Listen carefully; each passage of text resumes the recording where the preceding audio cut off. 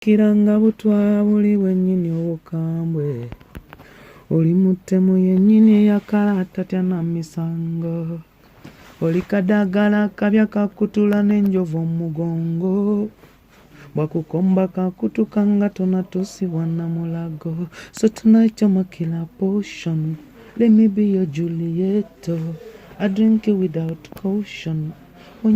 Kumitimbagano ota project mbaloza nisenwe Avuddemu oteka post ku Facebook noloza nisenwe alabikanga ali frustrated ne industry ino buzibu afunya ayinza okuva mu anytime soon ayinza obata chali nafe chechi leta post ye before killer portion abantu kisooka kye balina okumanya yenze muntu akyasingidde ddala okwewa emirembe sibeerangako frustrated nze omuntu ne bw'ajja ng'ayagala kumfrustrating yennyini ye frustrating kati ekirala na posting a line eri mu luyimba killer portion yeah it's a sub-chorus goes ngenda kwetta leero kiro kya leero era exactly kyekyo kye na posting because oluyimba lwali lino fulumenkeera the following day so nenki posting aba omuliro nalaba amasimu ng'olaba amasimu g'otategeera agamu sinaga wano missed calls messages eri abakukansolinga eri okitegeera then ebya Facebook saabisoma because normally you don't want to read comments on such a post ziba so harsh saabisoma ebyo bya Facebook so but abantu bangi babeera concerned bangi nnyo but I mean still nali nkimanyi nti kigenda kubeera clarified ng'oluyimba lugenzeeyo era abantu bwe baawulira oluyimba it was a song I mean they're like it was a psychological game chala n'abasigadde abayimbi abakyala bano balinamu omukisa ennyimba zaabwe zo bakola zonna zi blowing fast is it that oyina lack mu bayimbi abakyala n'abalenzi gwe ng'ambayo omulenzi gwe nakolerako n'ebigambo ng'atandika nga otutulya chosen Becky alogeze Byabangi Bankuza ne bw'aba atandika abasinga balabanga gwe ya branding omwana ono mu mbeera z'okuba nti ennyimba ezikola ssente chosen Becky kuba omuleeta mu luyimba lwa Byabangi n'omuleeta Bankuza Byabangi then kati nengera kapyata wamu branding ki nze nkola music mulungi kati management ye yemanyi kyerina okukola nze just bwe nkukwata nkuwa program kati program eyo bw'oba olina management oba gy'olina otambulirako okukutuusaayo waggulu naye kati ebibeera eyo bw'otuuka n'owetamu n'okikuba ate nnyo ekyo sikiclaiming nti nze nakikoze nnyimba zino zenjogeddeko akatini ku mwana ng'oyo koza abantu baze bamwogerako olowooza lwaki tanazza ku Bankuza ne Byabangi nnyimba zenkana maanyi because they are one of her biggest songs simanyi because simanyi mutunuulidde nga embeera ze zikyusemu this year naddala mu bintu by'okuba nti balina alleges ze bamukolako ez'okumisinga that's a generalization which I don't agree with and I think I want to tell people to always think deeper. People should stop looking at things superficially. So someone comes out nakola ka allegation and then nokakwata nokakozesa oku concluding the entire behavior of somebody nti bwate bwali that's nonsense. Allegations zijja ku buli omu eriyo wano omuntu gwe bata alleginzeeko byomba kwogera ku kituufu so bwabira akantu akabaddewo well and good there's something that didn't go well tugende maaso gwe nga omutandisi oba omuntu yamuterawo oluguudo solution nziza omu overcoming this situation management ye egezeeko okutereeza ng'ebintu ebyo because abantu bangi ababa baluubirira okusuula n'abayayaye bangi eri abantu abakwatakwata emirimu gy'abayimbi lwaki okwatira abantu emirimu lwaki ogirayo abantu sente nze bwonsaba enamba ya Irene Nambiru nze nkuwa namba ya manager oba bwongamba njagala Irene oba ayimbe ku show yange oba ku mukolo zino manyi Irene omuntu amubooking amukwatira booking zina namuyambako bintu ebisigadde nze namba ngakikwata nga njikuwa oba bw'aba Irene nga yakyekolera then nga nkuwe namba ng'ayogera naye kati gwe lwaki oyagala ate kati gwe taking mu hands mu mikono gyo oyagale gwoba obookinga sente zirete nja zimuwa kati ebigenda mu maaso olaawe bikukutomera batandika okukutomeza nti oyo yakwata sente teyaziwayo lwaki mweteka mu bizibu ng'ebyo. So omuntu yenna ayandya so akitereza kibeere nnyo eri management naye atusembye otegera nga manager kumpi Chosen Becky manager yennyini ye manager wewe sikimanyi ekyo naye nze manyi alina abantu abamuyambako. Nkwandiza nnyo ssebo nenyabagirika agyekumireko Star TV ekigonda program ekigonda kosa ne wolokoso kumacha Monday up to Friday obuziro ja rupi yes tubawo nga tukola ebintu ebyenjawulo then ne wali ku kyenda katonze munana Metro FM naku lwa Sunday nga tukubala enyimba esinzo ko kya kosa n'olugambo lubadde lutambula mu wiki n'abayimbi apya so mumbeere naku lwaliro negata kubanga nyandiriza muganda wanga manyikidwa nga Nice Henry the writer ate nga muyimbi abasinga mamukaza ko the writer nenga Nice Henry nsabuze kwajiko nabajje kumideko abajje kumireko abajiriko gwe no wotunula wali no problem vibe eri waggulu mbasanyukidde nnyo era mbabuuzaako bampita Ninsenre bafani bange bona abalaba Star TV baagala nnyo. Ninsenre obadde otubuzeeko obulamu bugamba ki? Mbadde temumanyi kunoonya. Tubadde tumanyi kunoonya. Bannayuganda bagamba Ninsenre abadde atubuzeeko musically though eri side y'okuba nti mu ati okuyamba ku bayimbi ku peni oyinza okuba obaddeyo naye musical obadde otubuzeeko obaddewa ya ku stage. Ebibaawo ebyo abulamu omuntu abulamu nadda. What makes you take a break? It's not literally a break. You just find yourself weesanga nga waliwo ekiseera ky'oli nga waliwo side emu esinza okuzitowa nesinza side eno amaanyi kati eno nebeera neglected.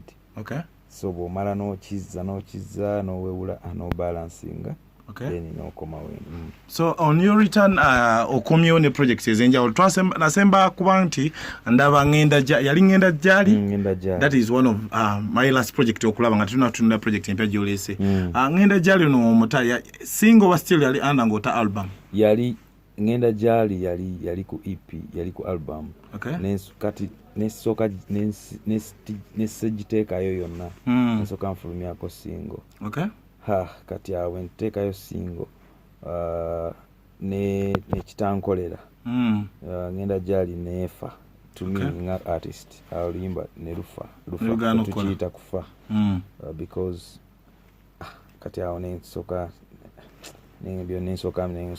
nekomerawo eno ewange mu comfort zone yange nebeerera eno naye kati wakati kati awo owulira abakupookinga abantu bosanga tetumutegeera ali kuki mwana lwaki toleeta lwaki wakizenengaye kanteke akalala so then nenkola killer portion. So before killer portion abantu nga wozeto bize bitambula ku mitimbagano ota project mbalooza Ninsenre Avuddemu oteka post ku Facebook nalooza Ninsenre alabika nga ali frustrated ne industry obuzibu afunya ayinza okuva mu anytime soon ayinza obata kyali naffe kyekireta post ye before killer portion. Abantu kisooka kye balina okumanya yenze muntu akyasingidde ddala okwewa emirembe sibeerangako frustrated. Nze omuntu ne bw'ajja ng'ayagala kumfrustrating yennyini ye frustrating. Kati ekirala napostinga line eri mu luyimba killer portion.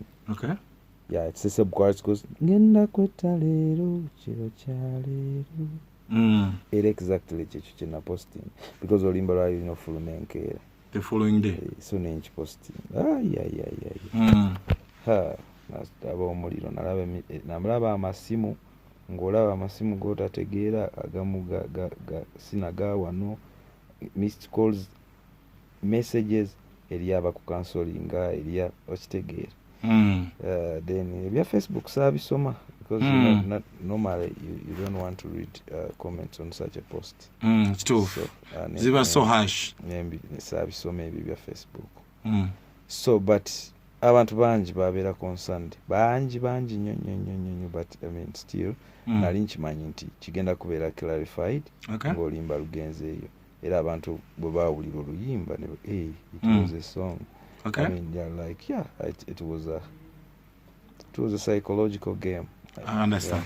So what you understand before kila portion tukuntunulira animu design yakola project. Mu side erije wava oba abantu je batamanyi nti just okikola lwa kuyamba ku art okuba ntuteka omukono ku peni. Oyambye abantu banji ne kiba nti kati mu kuyamba abantu banji abo abantu bakuleka nnyo mu image okuba nti buli writer wa make okola hits eziwera bando mutuyanga writer bamutunulanga muyimbi. Image eyo ogezako otyo kulwanisa ekyokuba nti obuwandiisi n'okuba nti kati your back. So kirwanisa. There will always be people who will consider you the way they want to consider you. Okay. And there are those who will like their consideration of you will cut across from what you want and what they want. Okay. It's a example. People have always been criticized. Kanye West started as a beat maker. Okay. He was the most criticized man in the hip hop world. Okay. You cannot sing. You can't rap. You a beat maker nga akolera Jay-Z beats. Na rapping. Na akola album nekuba Billboard. Uyo nagenda Grammys 1, 2, 3. Era still never criticizing. N'amaana agenda mu fashion. Kati ate goli rapper tosobola kubeera mu fashion. Mu fashion right now is the most influential man in the world, in the fashion world. Okay. Byetwambala kati actually is the leading influential guy in footwear. Okay. Kitegeera kubeera mu Africa, but right now level jaliko is the richest man, black man ever lived in America. Okay. Nyolowooza abagaana okukkiriza kiri ekirala oza bavaayo lunaku lumu ne bagamba baneewuya sore twali tetukiraba. No.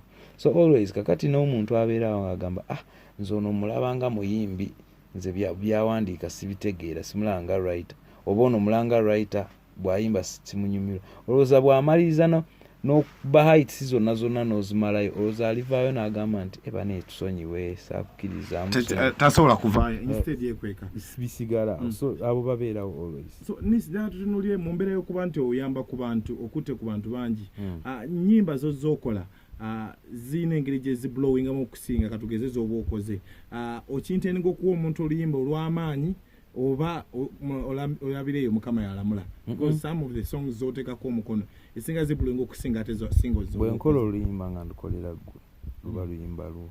Okay. Sina luyimba teriyo omuntu ajja wange n'asanga ng'oluyimba baalukola ne balumuwa.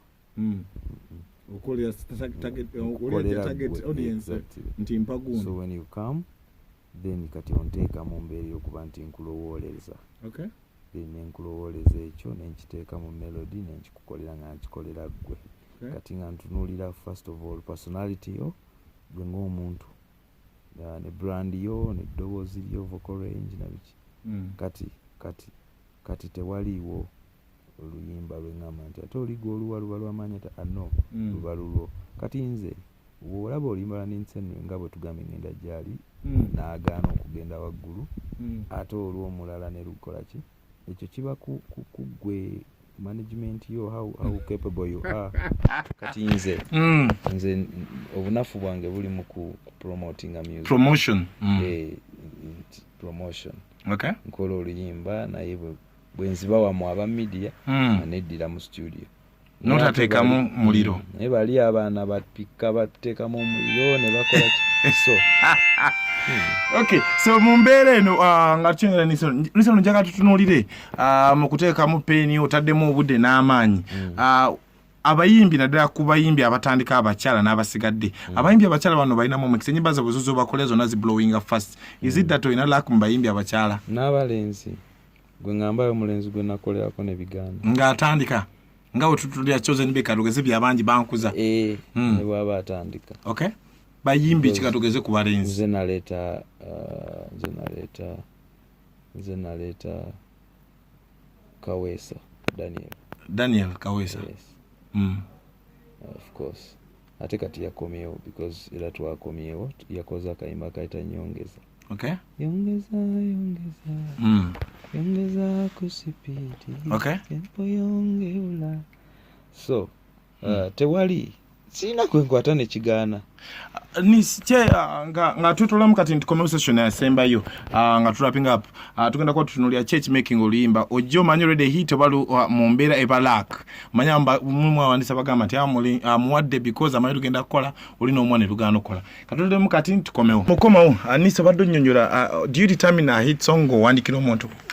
First of all, a hit is a function of a number of factors. Okay. But primarily it has to be a dope song, what we call a dope song. It has to be a good song. Lina kuba luyimba nga lulungi. Kati oluyimba olulungi, obulungi kyeki. Bulungi kisinzira ku matu ga mu kinoomu.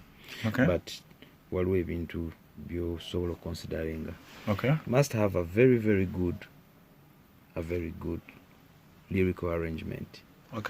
The choice of words, your vocabulary, that's dependent on your vocabulary, you as a human being, and then melody, then the production, which together. So bovayo kati ngoma izokoza oluyimba olungi. The factors zo kuteeka kola oluyimba okulufula hit chi slogan oluyimba oluli buli wamu everywhere nga buli omutade kamatu. So kati oluyimba okulutuusa everywhere ebyo birala. Si buli luyimba olulungi ntulutuuka everywhere. So kakati nze kyenkola nkuwa the primary elements is weetaaga okubeera nti it's easy to push that song, to put it there. So oluyimba oluli marketed, but still ndowooza I determine 70% or 80 or 90% of most of the songs, because bwe mala okuwandika oluyimba olwo ate ntuula naawe ate nenkuwa formula ey'okulutambuzaamu n'ebintu okwongera okuba bulungi. So kyolina okukola ne wano bwoti nekyambuka. Kati bino byebagamba ninseno bwawandika ebeera hit no si kyekyo. Bw'akola oluyimba akubulira n'ebyolina okukola okwambuka, n'akulaga ekkubo kyokola ky'oba okola n'okola ki then kyamugamba luyimba ki nyimba ki entono z'osembye okuteekako omukono miss previously n'oluba lusembyeyo kati obanga 2-3 olusembyeyo kati olwakafuluma ye kapyata that is chosen Becky ne Hanson Bali katonomu neera nawulidde ina interview wakoze nga toyagala kugendayo wa mwana oyo. Abasinga balabanga gwe ya branding omwana ono mu mbeera z'okuba nti enyimba ezikola sente chosen Becky kuba omuleta mu luyimba lwa Byabangi n'omuleta Bankuza Byabangi then kati nengera kapyata one branding ya mu branding ati nze nkola music mulungi kati management ye emanyi kyerina okukola nze just bwe nkwata nkuwa program. Kati program eyo bw'oba olina management oba gy'olina otambulirako okutuusaayo waggulu. Naye kati ebibeera eyo bw'otuuka n'owetamu n'okikuba ate nnyo ekyo sikiclaiming nti nze nakikoze. Nyimba zino zenjogeddeko akatini ku mwana ng'oyo koza abantu baze bamwogerako olowooza lwaki tanazza ku Bankuza ne Byabangi nyimba zenkana maanyi? Because they are one of her biggest songs. Simanyi because simanyi I mean like ekyo ekibuuzo osobola okibuuza Beyonce bakitazinga ku irreplaceable ekibuuzo osobola okuki because to you you might feel like Banji oba Bankuza is the biggest and then the others they are okay but they are not bigger than the other ones. You might find that in a perspective endala akulaga no actually Kyosaba has made more money for me than Bankuza over Alivanias. So ebyo it's perspective. It's about perspective. So lastly ku ye then tunule project endala abantu zebatunulira abantu bamutunulidde nga embeera ze zikyusemu this year naddala mu bintu by'okuba nti balina alleges bamukolako ez'okumisinga. That's a generalization which I don't agree with. And I think I want to tell people to always think deeper. People should stop looking at things superficially. So someone comes out nakola ka allegation and then nokakwata nokakozesa oku concluding the entire behavior of somebody nti bwate bwali. It's nonsense. Allegations zijja ku buli omu eriyo wano omuntu gwe bataleginzeeko byomba kwogera ku kituufu so kuba bira akantu akabaddewo well and good. There's something that didn't go well. Tugende maaso. Gwe nga omutandisi oba omuntu yamuterawo oluguudo. Solution nzizo mu overcoming at this situation. Management ye egezeeko okutereezanga ebintu ebyo. Because abantu bangi ababa baluubirira okusuula. Okay. N'abayayaye bangi. Eri abantu abakwatakwata emirimu gy'abayimbi. Okay. Lwaki okwatira abantu emirimu? Lwaki ogirayo abantu sente? Nze bw'onsaba enamba ya Irene Nambiru, nze nkuwa namba ya manager oba bw'ongamba njagala Irene oba ayimbe ku show yange oba ku mukolo. Zino manyi Irene omuntu amubooking. Amukwatira booking n'amuyambako bintu ebisigadde. Nze namba nga nkikwata nga nkikuwa. Okay. Oba bw'aba Irene nga yakyekolera then nga nkuwe namba. Okay. Kati gwe lwaki oyagala ate kati gwe taking mu hands mu mikono gyo oyagale gwoba bookinga. Sente zirete nja zimuwa. Kati ebigenda mu maaso olwawe bikukutomera.